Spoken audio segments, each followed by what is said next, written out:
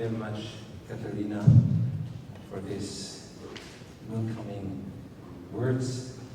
I'm moved because I have known you almost when you were 10, if I remember well. I also thank you for giving me the courage to address an audience of Deleuzians, which is a little bit frightening. But I already feel very comfortable. I feel very uncomfortable about the fact that I have to change the topic of my paper. This is due not because I was so afraid of your reaction to Heidegger, but for other unexpected and very urgent work coming in the way. But if you are interested in the topic of what Deleuze owes to Heidegger and how Heidegger in issue concerning thought and how Deleuze tries to overcome some impasses in Heidegger, this is something I still want to pursue. What I'm going to do today is to talk about painting. Let me also say that what I had intended to do and what I'm doing have the same kind of character, namely contextualizing Deleuze. When one is not born Deleuzian, it's like with Heidegger, when one is not born Heideggerian, it's not easy to write on Deleuze or to write on Heidegger. One way to do that is to use Heidegger and to use Deleuze. A friend of mine once asked Deleuze, are you interested in Heidegger?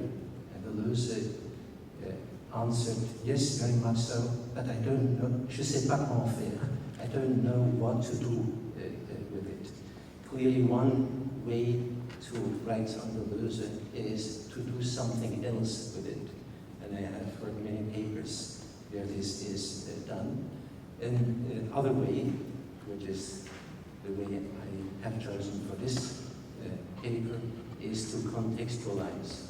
So to see how Deleuze goes about the problem other philosophers, most of them not unknown to him, but other philosophers would have been unknown to Deleuze, how other philosophers go about the same kind of problem, precisely to understand what the specificity of Deleuze's approach is. And so this is what I'm going to do today, namely to put Deleuze's book on Francis Bacon in context with some Merleau-Ponty, mainly on Cézanne, and some Michel Henry on Kandinsky.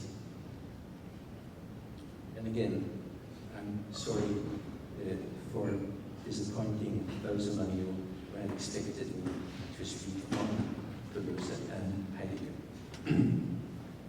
It is well known that for Husserl there is no such thing as an adequate visual perception of a thing, because all things appear through partial adumbrations and within a horizon that extends far beyond what is actually perceived.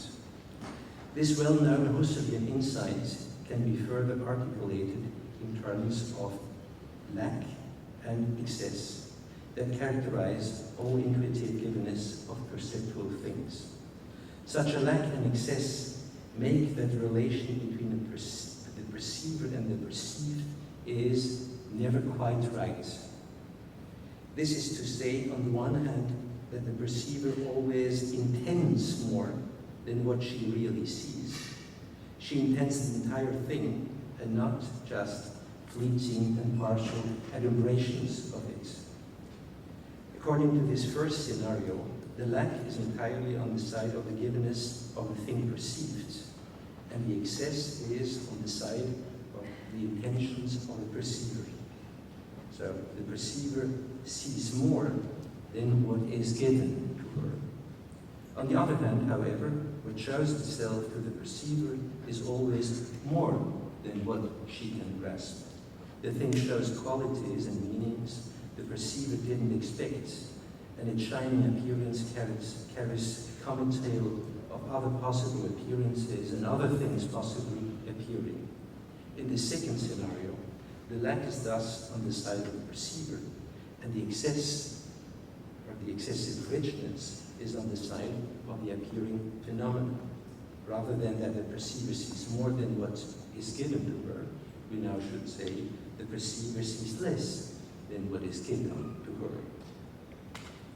It is only a phenomenological epoche of natural life that makes the phenomenologist aware of the interplay between lack and excess that characterizes the correlation between the perceiver and the thing perceived. Depending on the phenomenologist's specific interest, he will then behave according to the first scenario or to the second scenario. The phenomenologist, whose main concern is to critically measure her perception and understanding of things against the extent and mode of their intuitive appearing, will emphasize that she perceives more than what is actually given to her. Another phenomenologist, more interested in the things themselves and the wealth of their modes of appearing, will be inclined instead to pay careful attention to the excess of thing-givenness and to her own lack of preparation for it. A paper dealing with the possibility and nature of a phenomenology of artistic painting need only be concerned with this second phenomenologist. The first and most obvious question to be asked is then whether performing or submitting oneself to a kind of phenomenological epoche is necessary and sufficient to become an amateur of painting or to become even a painter. Linked to this is then the further question of whether the phenomenology of painting provides a mere illustration for a phenomenological mode of perception, or whether the phenomenologist can also learn something new from closely studying paintings.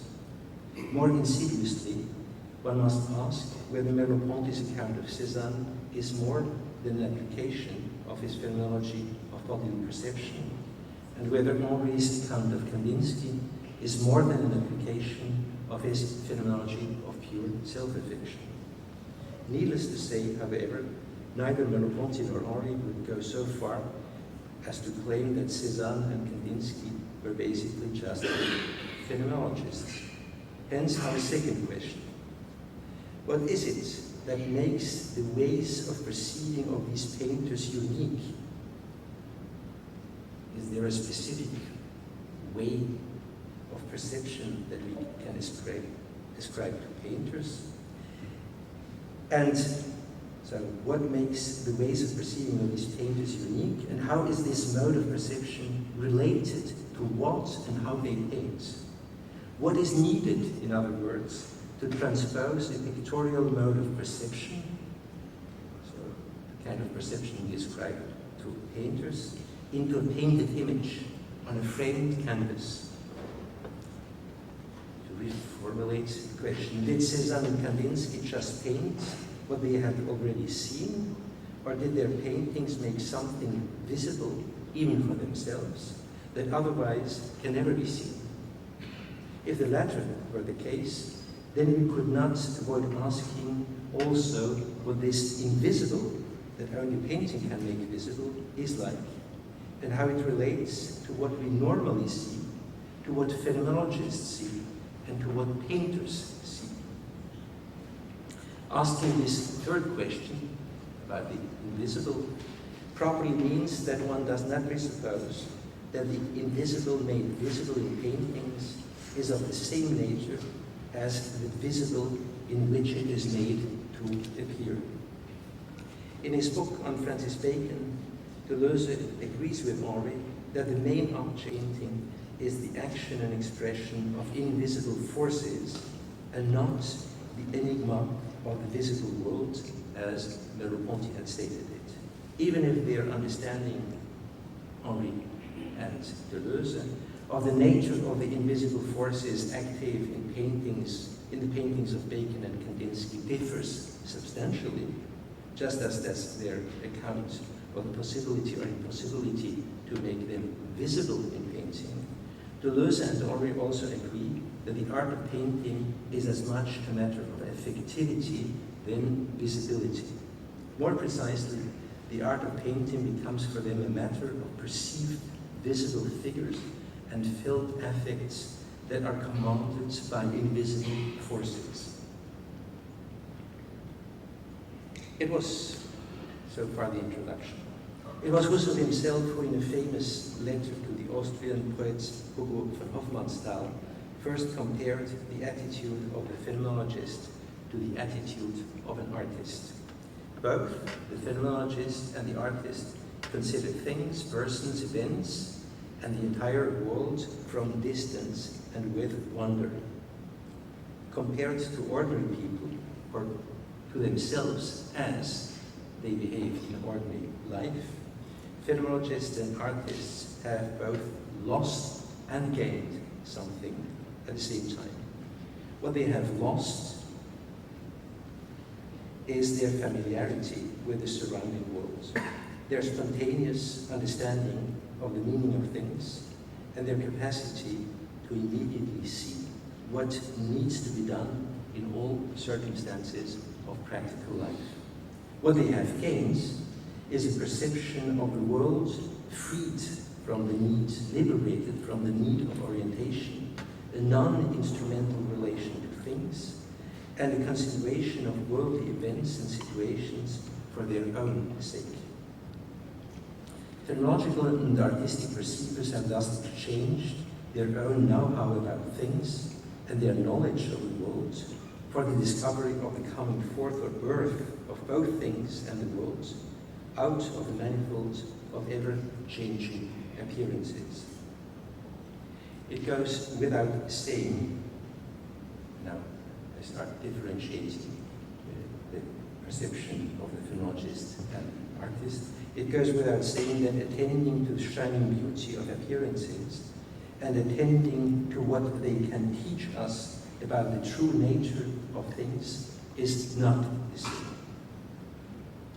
So there is still a difference between artistic and phenomenological perceivers.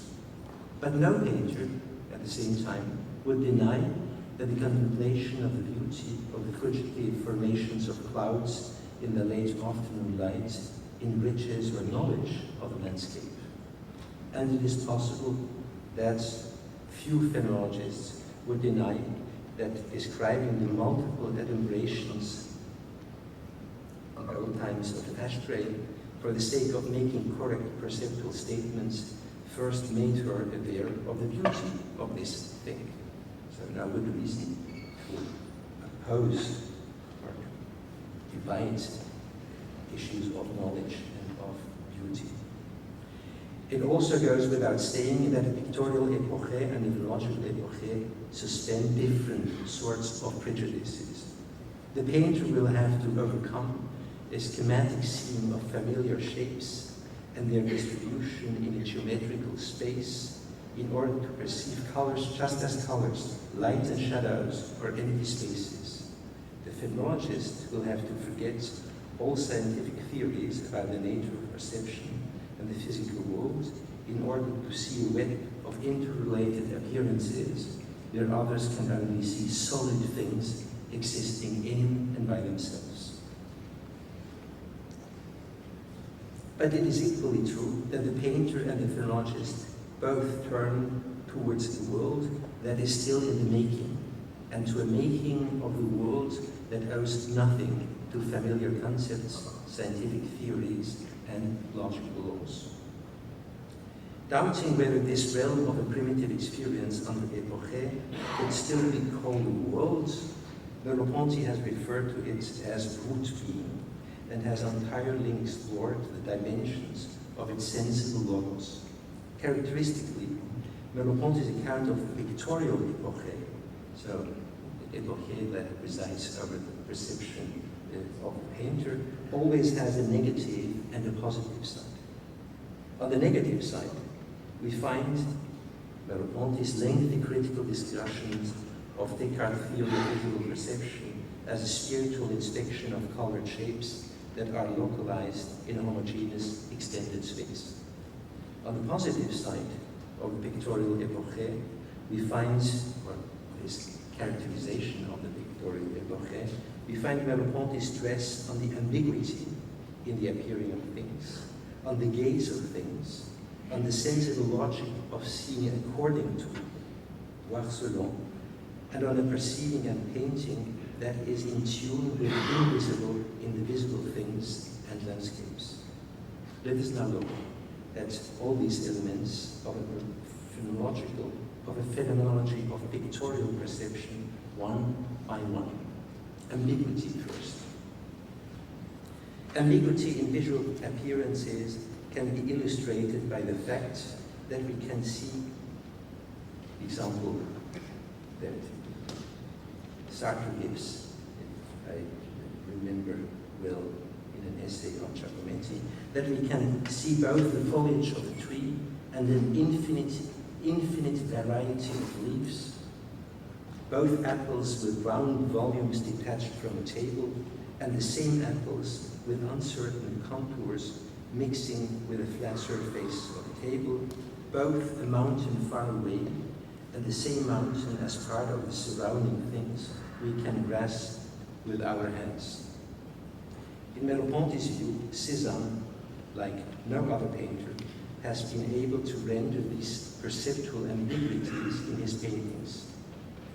This is not to say that his painted apples, trees, and Montagne Saint-Victoire appear in a way that is as ambiguous as the actual things and landscapes. It also means that as a visible of the second power, as Merleau-Ponty writes, his paintings make us aware of the uncertain and changing modes of appearing belonging to the ordinary things of our perception.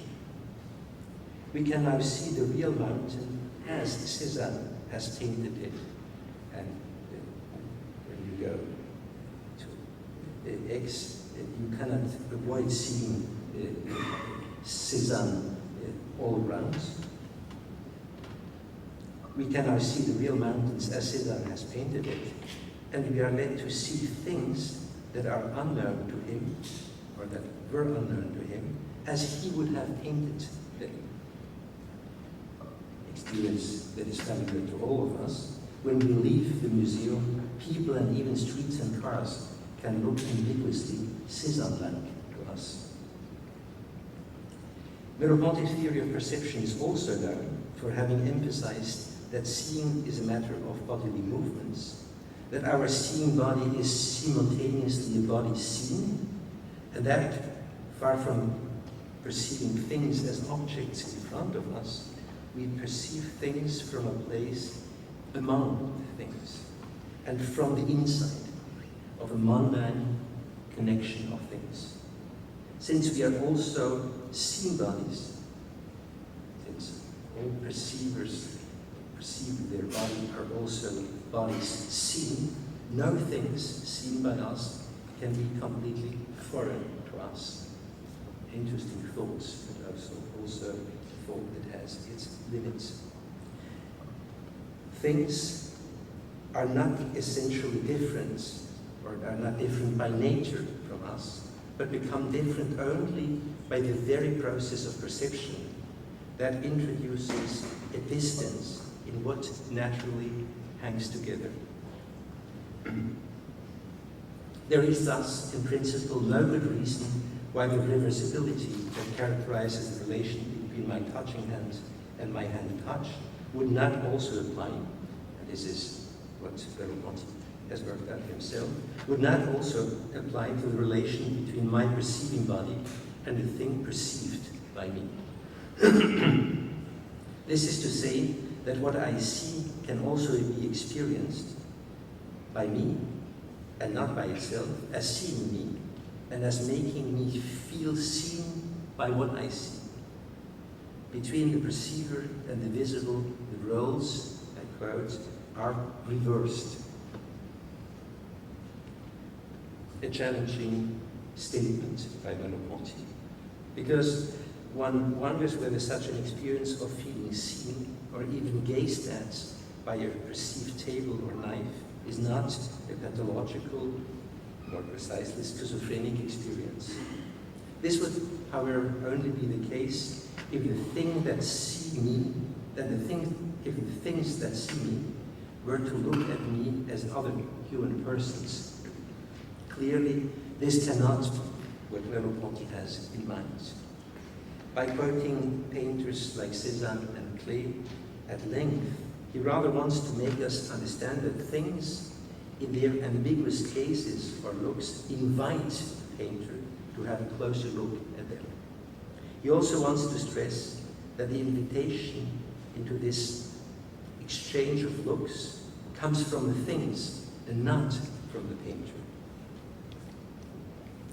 It is thus a dialogue that begins with a question, and where the first question is put to the painter by the things themselves. Time and again, while looking for hours at the mountain that he had been familiar with since his early childhood, Cézanne was struck by the enigma of visibility. He felt there was a lack of coherence in the improbable juxtaposition of patches of color and the lack of unity binding the incompossible elements of stone, sky, trees, and houses together. But he also felt that there must be some insensible logic in the composition of the whole landscape. According to Merleau-Ponty, there was no other way for Cézanne to find out if this was the case, if there was such a sensible logic, despite the disparency of appearances. There was no other way to find out if this was the case than by using his hand, brush, and paint. It was like the mountain had taken hold of his hand, and that the painter and the motive were forming one body breathing together in one rhythmic movement, as Merleau-Ponty formulated, of inspiration and expiration. Merleau-Ponty tries to get a better hold of the sensible logic of the visible, the appearances of which is both ambiguous and enigmatic, things we have just dealt with, through his notion, interesting notion, of seeing according to, voir selon. In Iron Minds, one of Merleau-Ponty's most profound philosophical writings, one of the shortest but also most profound philosophical writings, real key to his later work. In Iron Minds, Merleau-Ponty describes how one can see not only the bottom of a swimming pool, but also the cypresses in the garden, the surrounding landscape, and the sky, according to the elements of the water, or better, according to the appearance of the sunlight reflected by the water. Such seeing according to replaces the ordinary seeing as, where what is seen is subsumed under some kind of schema, concept, or category, and thereby immediately recognized and understood in the common way.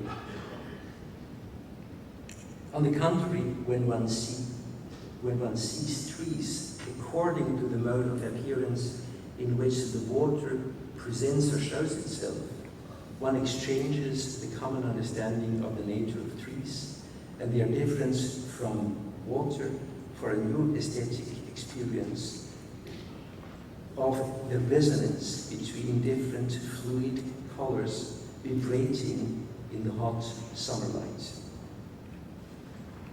Put in philosophical language, the aesthetic seeing according to means that every singular thing, or better, every kind of appearance of something that is not a thing any longer, can inaugurate a new mode of seeing related to the entire visible worlds. So, logically, very interesting thoughts in how the visible appearance of a singular thing can become a category to be applied generally or universally to the visible worlds. Most importantly, a perceiving of the world under epoche completely changes the meaning of the relation between what we call visible and invisible. We have seen that a phenomenological epoche already makes us aware of the fact that the perception of a visible thing necessarily includes an awareness of invisible aspects of the same thing.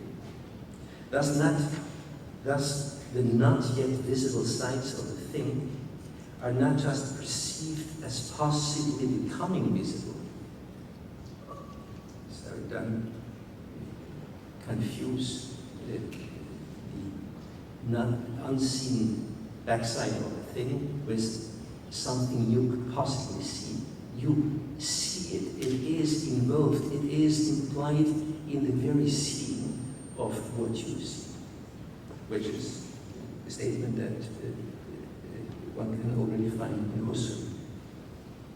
An aesthetic, and especially pictorial epoche, considerably enriches the range of appearances that make visible the invisible of the visible. Painters do not only see and paint perceptual ambiguities, the interrogative gaze or look of things, the rhythmic resonances between different colors and material elements, the unity of composition in juxtaposed appearances, etc. Painters also see and paint the ordinarily overlooked conditions of these appearances. Lights and shadows, reflections, empty spaces, what is behind and masked by the visible things, how things seen feel when they are touched, the sound they make when they are heard by another thing. There is, Merleau-Ponty often says, something magical about the art of painting. And like magicians, painters make everything out of almost nothing. But unlike magicians pulling rabbits out of their hats, painters assemble, distribute, and paint invisible no things, such as the density of particular material, the trembling of the lights, and the ever-receding dimension of depth. The magic art of painting thus suspends the common difference between things and the non-thingly conditions of their visibility, between the visible and the invisible. As the invisible shines through the visible, and as visible things give way to the reflections of lights, the difference between the visible and the invisible becomes undecidable. Or as Merleau-Ponty's image of the chiasm or the Möbius strip suggests, the difference between the visible and the invisible results from a torsion of the same fabric he calls flesh. For the ordinary perceiver, this amounts to no less than a complete revolution of her way of seeing, and of the ontological nature of what is seen by her. For what is seen, the ontological difference between things and their mode of being becomes just as uncertain as the difference between the visible and the invisible. One could also say that painting show how the ontical and the ontological are inseparable or interwoven. In this new seeing of visible things, through the medium of ordinary invisible conditions of their visibility, forms will dissolve in shapes, shapes will become patches of color will assemble and separate in a dance to a yet unheard musical rhythm. Next issue. In order to understand what it means to paint, we need to not only account for how the painter transforms our perception into a work of art, we must also return to the difference between the mode of perceiving belonging to the painter and to the phenomenologist. Actually, there are good reasons to think that what distinguishes the perception of the painter from the perception of the phenomenologist is precisely, and very trivially, the fact that the painter wants to paint and not to describe what she sees. The painting must somehow already be present in the painter's scene even before she starts painting. Somehow. But how somehow? It cannot mean that the painter sees the landscape she wants to paint already as an image, or even that she sees in the landscape what her painting will look like when it is finished. This might, question mark, be true for a photographer, but certainly not for the painter. If the painting to be painted announces itself in the way the painter perceives his motive, it can never be as a visual anticipation, but only as a stimulation to begin painting. Actually, Cézanne and Bacon both emphasize that the origin of their paintings lies in a ruin of the harmonious order of the perceived world, in a kind, this has been referred to yesterday already, a kind of catastrophe in their exposure to inhuman and chaotic forces. There are texts by Cézanne that explicitly make that point, so not only Bacon.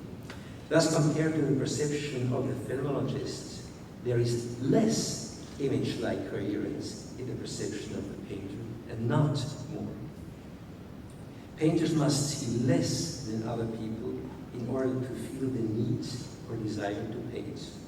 And if there is indeed a close relation between their way of seeing and of painting, this is more a matter of a sense lacking than a previous and image-like sense to be translated and further articulated. That's the kind of business philosophers do. Rather than painting a pre-given perceptual motive, the painter lends her hand to chance and to its distortion of all subjective intentions and perceptual phenomena preceding the art of painting. Deleuze quotes Bacon, Francis Bacon, saying that as soon as he begins painting, his perceptual cliches and projected images undergo a complete alteration.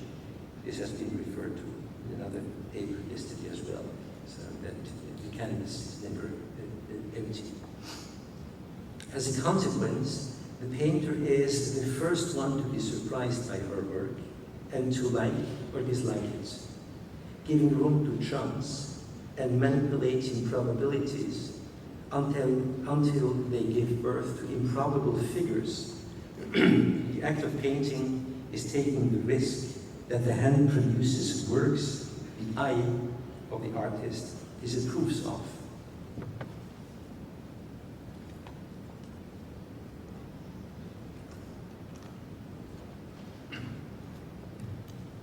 Admittedly, the amount of room given to chance and to a painting hand is out of subjective control and actually changes from artist to artist and even from work to work.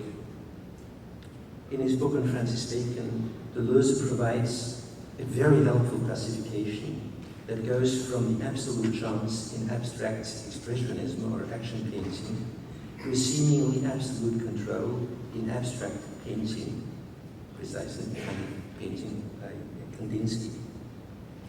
In this scale, Bacon and Cézanne, with their manipulated chance or germe, hold the middle.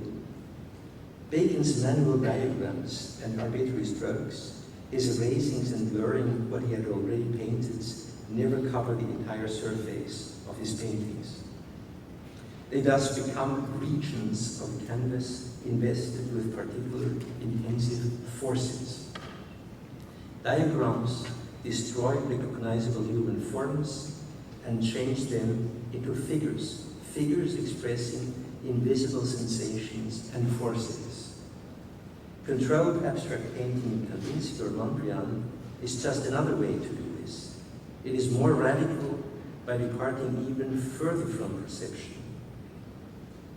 Natural perception, logical perception, and pictorial perception. It is less radical by leaving no, or at least little room to chance. The geometrical forms and compositions of abstract painting are governed instead by the necessity of digital code and the logic of binary oppositions. Pollock's abstract expressionism represents, on the contrary, the other extreme form, namely a form of painting that celebrates mere chance in the expression of completely chaotic forces. Underlying the difference between necessity and chance, and between degrees of abstraction from the perceptual world, there is, however, a common emphasis on the expression of forces shared by these three kinds of painting. For Deleuze, they are all non-figurative because they do not represent the visible world, but rather make visible the invisible forces active in the world, in the universe, or in ourselves. However, even so-called figurative paintings, actually, they're not only abstract paintings, actually, I think, owe much less to a mere perception of the world than one is often inclined to think. The perception is at best a necessary, but never a sufficient condition for producing a painting. And this is an issue I will further go into. So, how much painting is actually enrooted in perception. It's easy to see that if perception is enrooted in perception, it must be a different kind of perception. How much perception is needed in order to, so not only what kind, but how much perception is needed in order to paint. In addition to perceiving light and shadows, reflections and color, empty space and depth in the real world, even a figurative painter creates an imaginary world on her canvas. It suffices to think of a painter, not my favorite one, like Ingres, to realize that, strictly speaking, there can be no such a thing as a realistic art of painting. The motive is neither in her mind nor in the external world, being an inward equivalent of reality. As Cézanne aptly calls it, the motive to be painted is both outside of the mind and buried deep inside the world. Unlike what is inside the mind, the motive can be visually perceived. And unlike what belongs to the external world, not everybody, but only the painter can see it. A second step in the painter's turning away from reality is accomplished by her concern for the composition of an artistic image. The composition of a painted image, whether figurative or abstract, has constraints that are completely foreign to the context of real things and to the context of the perception of the real world. Composition is about the construction of a totality of a unique image that has its own artificial coherence and visual unity. The totality of a particular painted image is thus essentially different from the natural and general evidence belonging to visual forms or gestalt. A painting is never a gestalt, because a painting never has this kind of spontaneous organization through this perceptual schema of the contrast between figure and backgrounds. A painting can thus have many centers of interest or none. It can disclose itself immediately in one global gaze or require a long wandering exploration. Finally, paintings are also unlike the real things of the perceptual world because of the imaginary or fictional character that separates them from the realm of real things. Paintings make an imaginary use of the visible elements of the real world, and thereby make us also aware of how much our perception of reality already owes to imagination. One can even say that the frame of a painting that separates its unreal inside from the real outside is both something real and something imaginary. All paintings must have some kind of frame, and frame realize the miracle of showing how undecidable the difference between an imaginary world and the real world actually is. The fact that some paintings suggest that what is in the painting continues in the real world outside of its frame, or that the frame itself is something painted and therefore unreal, doesn't make these paintings more realistic. Quite the contrary, it makes them surrealistic. Think of Magritte. Similar techniques of enframing as well as of deframing the painted image have been part of the art of painting for centuries, and they certainly do not make images more real. They rather make reality look more unreal or fictional. The same can actually be said of the techniques already practiced with great virtuosity by the Greeks of painting a trompe-l'œil. A painted trompe-l'œil never quite deceives an aesthetic eye to the extent that one would take the painted image for something real. The grapes painted by Xerxes only deceive the eyes of the birds, and they are really meant to be a source of admiration for his colleague and rival Parrhasius. Parrhasius' way of painting a veil on the wall that makes Xerxes wonder what other painting might be hidden behind this veil is even more impressive and certainly more subtle. Because what Parrhasius paints is an image that evokes the presence of another, even more unreal image. And what his painting eventually suggests is not that something real can be included in a painted image, but rather that all we take to be real is actually mediated in its appearance by imaginary constructions. And this is something, I think, that is already very much present in Merleau-Ponty and is a central issue in Merleau-Ponty's criticism of Sartre's early account of imagination. The more a painting moves away from a representation of the perceived reality of things and world, the more prominent its task of presenting the hidden forces that inhabit and govern things and world becomes. It should come as no surprise that philosophers who take the real world to be a battlefield of antagonistic forces are also particularly sensitive to the forces that manifest themselves in paintings and other artworks. Schopenhauer, but also Hegel and especially Nietzsche, immediately come to mind as possible examples. They all take for granted that the essence of art is metaphysical, and that art has the privilege of making visible the same metaphysical forces philosophy tries to think conceptually. As Hegel's philosophy of art shows with particular clarity, such a view involves the risk of turning art into some kind of representation again, instead of representing outer reality by means of resembling imitation or images. Painting now becomes, in Hegel, a symbolic representation of the hidden metaphysical forces and, therefore, of the true essence of reality.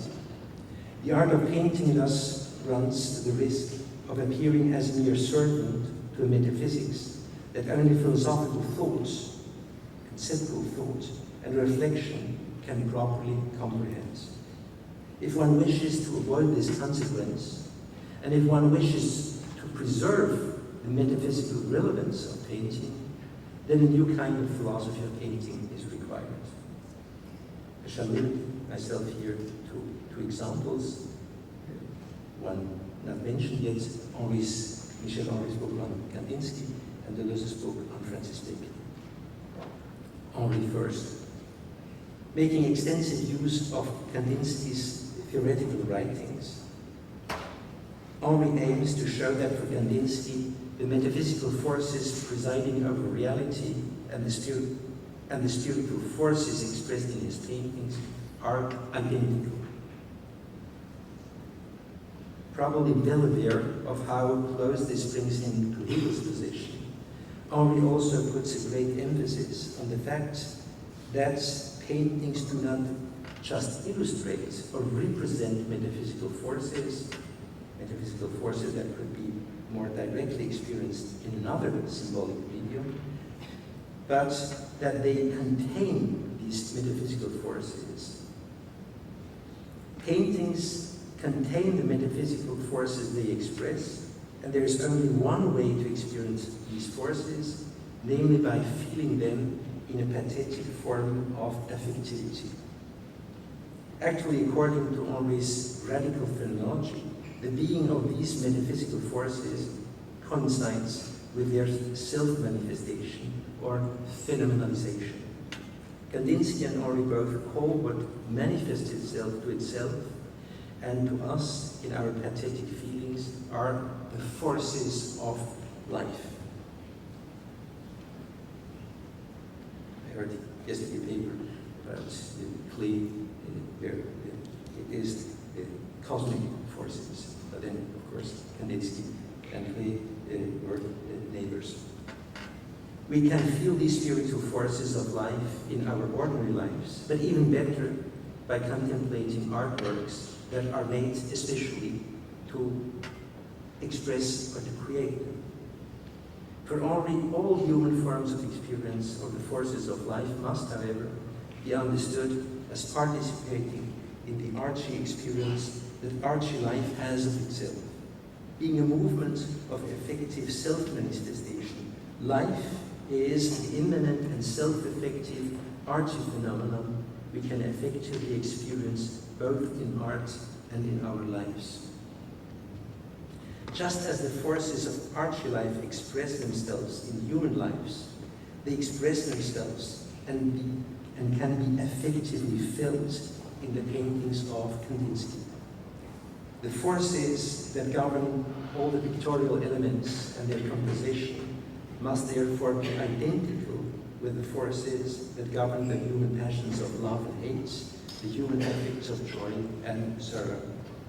Being identical means that Kandinsky's paintings do not represent or illustrate human feelings, they are these same feelings. Colors do not imitate an affective tonality, they are cold and warm, bright and obscure.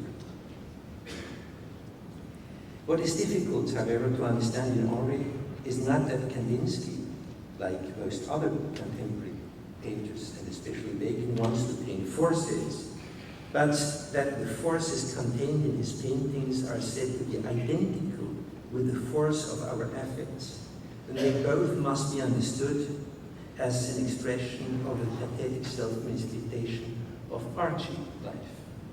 What makes this difficulty look insurmountable is especially Henry's, and let me add, not Kandinsky's, claim that the art of painting is in its very essence nothing else than a mode of this self-affection or intimate self-manifestation of archy life that is said to owe absolutely nothing to visibility, to the conditions of visibility, or to anything visible, such as the appearance of things in perceptual encumbrances. After having tried to make good sense of the claim that painters attempt to make the invisible visible, we now find ourselves confronted with the most implausible claim that Kandinsky's paintings are about an invisible expression of the forces of an invisible life. This is indeed the claim Henri makes. For him, true painting must be abstract painting, because it belongs to the essence of painting, to paint what is, in essence, invisible. Thus, the essence of a painted color is said to consist in what it makes us feel like, and not in something we perceive or not, in what it makes. Thus, the essence of painted color is said to consist in what it makes us feel like, and not in something we perceive, or in what it makes us see beyond itself. The same holds for, as Henri tries to show, for all other pictorial elements such as point, line, plan, or space.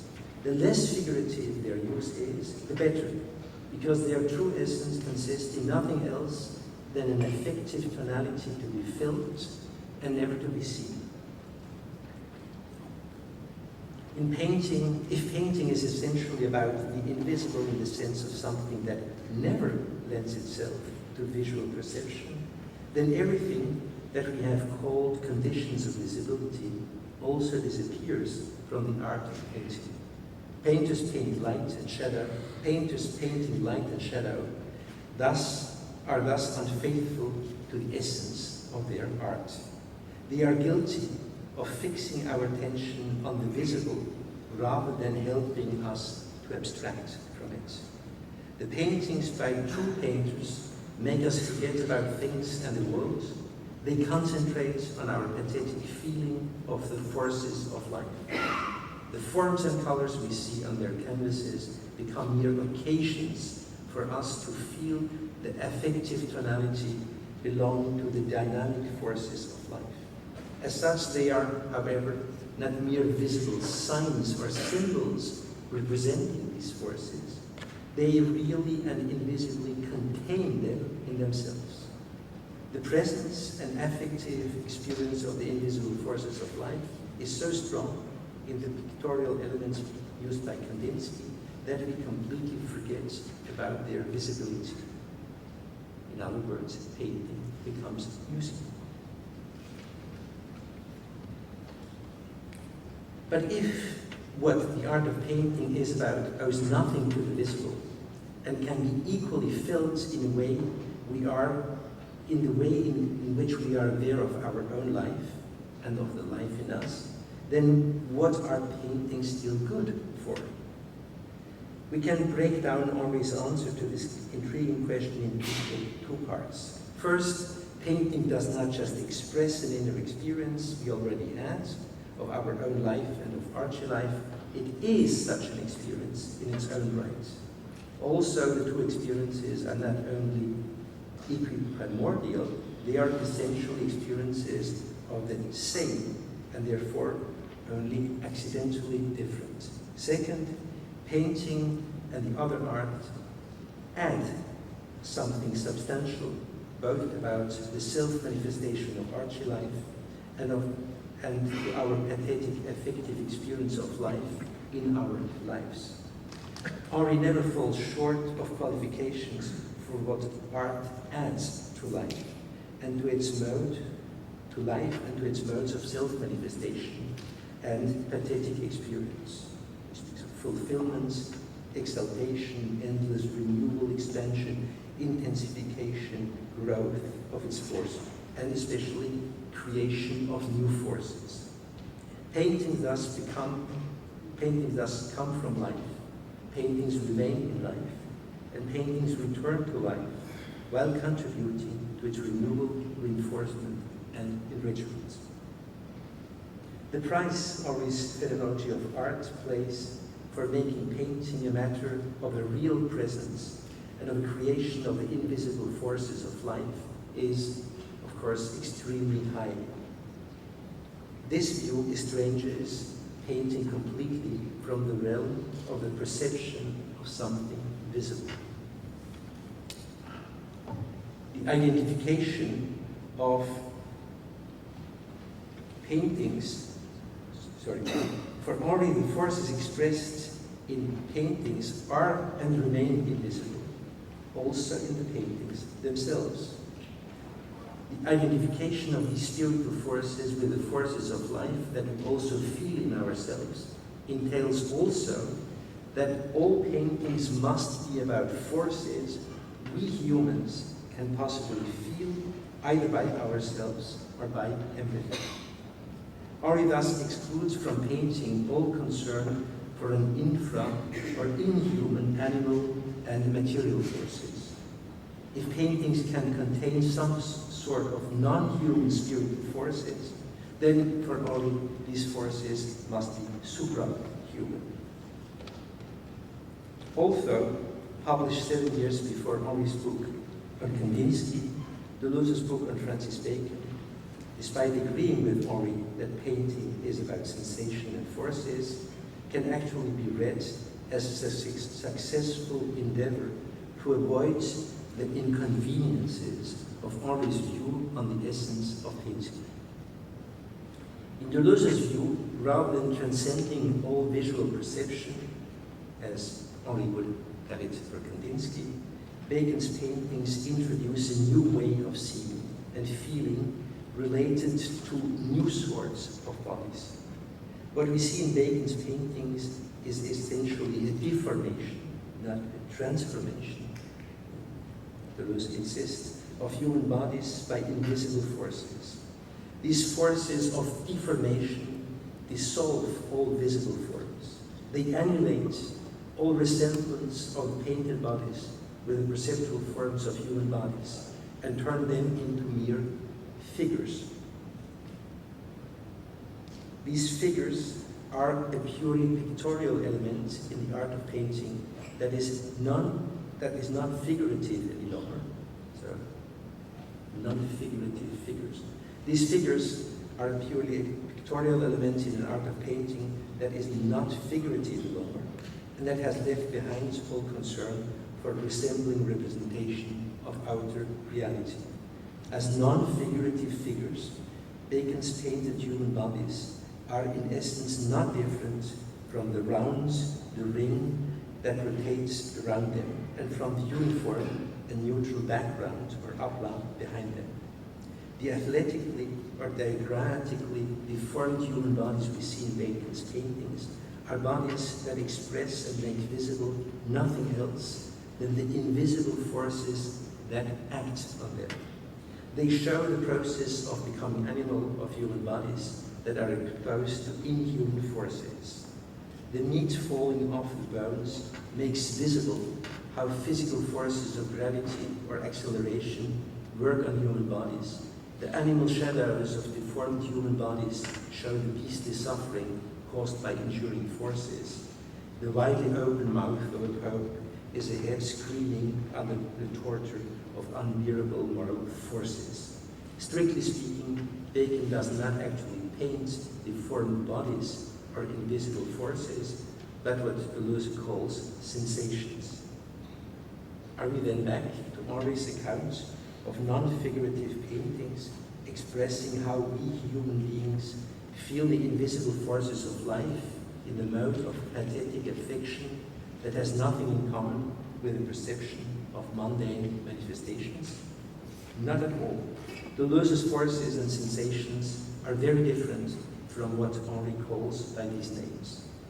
Bacon's forces are not spiritual forces of life and harmony, but material forces of destruction and dissonance.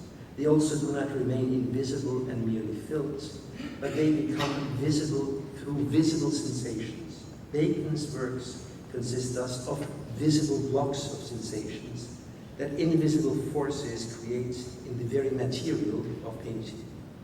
Artworks are such blocks of sensations. They create them and they preserve them forever. They make them stand by themselves, as Deleuze writes. Stand by themselves by means of the pictorial material and the composition of the artist. Needless to say, that such sensations existing in and by themselves exceed any lived experience of them. To better explain the nature of these blocks of sensations and the way we experience them in Bacon's paintings, Deleuze divides them into what he calls percepts and affects. Percepts are the sensations, as I understand them, that as we perceive them in the material of the paintings. Neither perceived bodies nor felt sensations. They are materialized sensations and matter made sensible. Percepts are what remains of perception when neither an object perceived nor the perceiving subject is lived over. Bacon's way of painting attendance, témoin, which is to say deformed bodies watching the deformation of other bodies, illustrates well what happens also to the spectator of his paintings. We are all, to some extent, or the spectator of paintings of Bacon becomes an attendant in his or her own turn.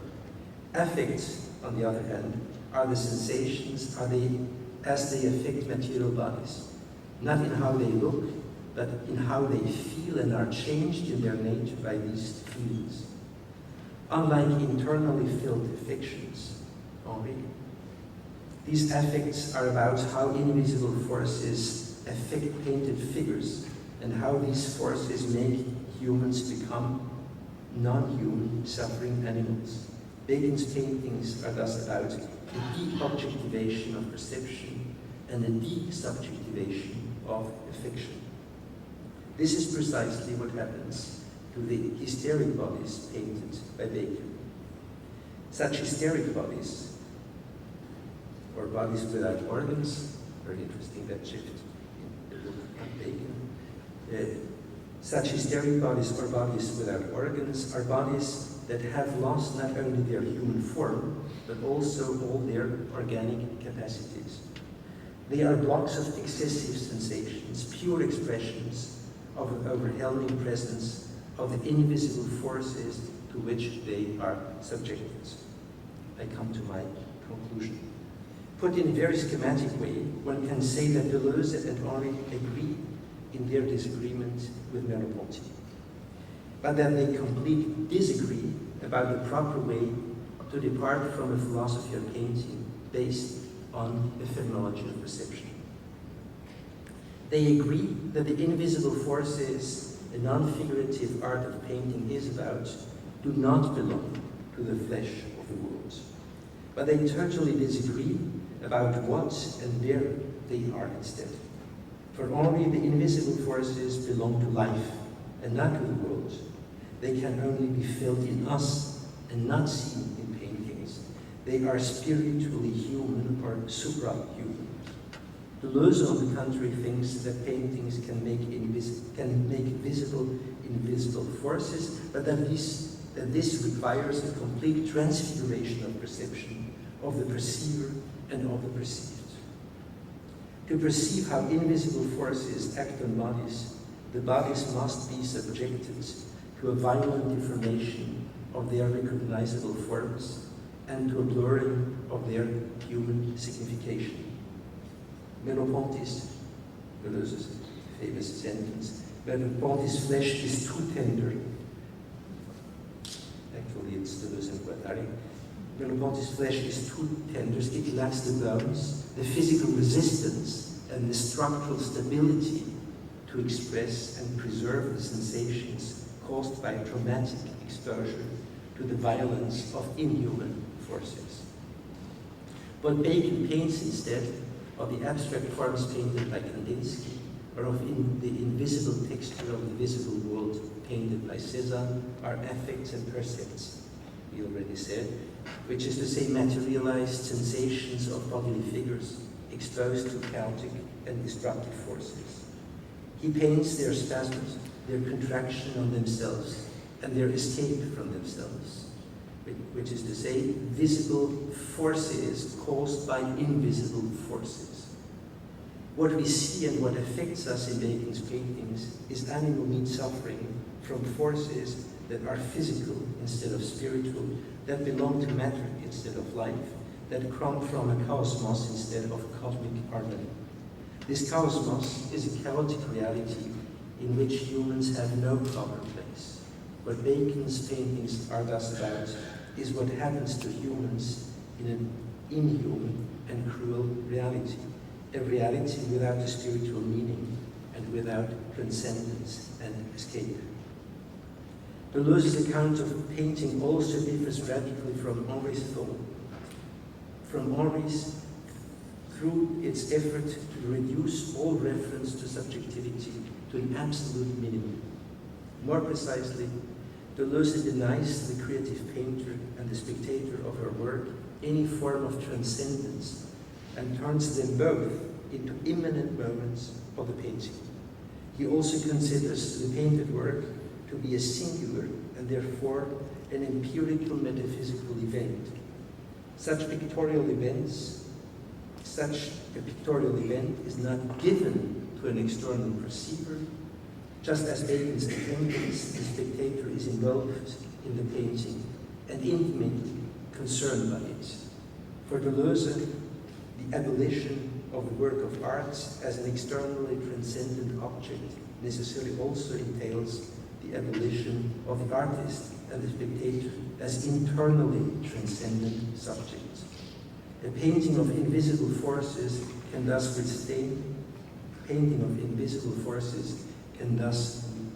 retain its natural relation to perception only on the condition that this perception is not ascribed to an autonomous or even absolute subject. So, if painting is based on perception, then it is on a very different kind of perception. Similarly, paintings can retain their composition of visible figures, rings and hablas, if these are not treated as representations of mundane objects, but as pictorial elements created by the action of invisible forces. For Deleuze, the phenomenon of painting thus requires, you're not going to like that, a new kind of phenomenology that takes phenomena just as phenomena, without the thing in itself behind them, and without the subject for whom they are, how they appear to it. It is a phenomenology unheard of by Husserl and Heidegger because it emphasizes events of manifestation that are essentially contingent and that do not address themselves to a hearing eye. Thank you for your attention.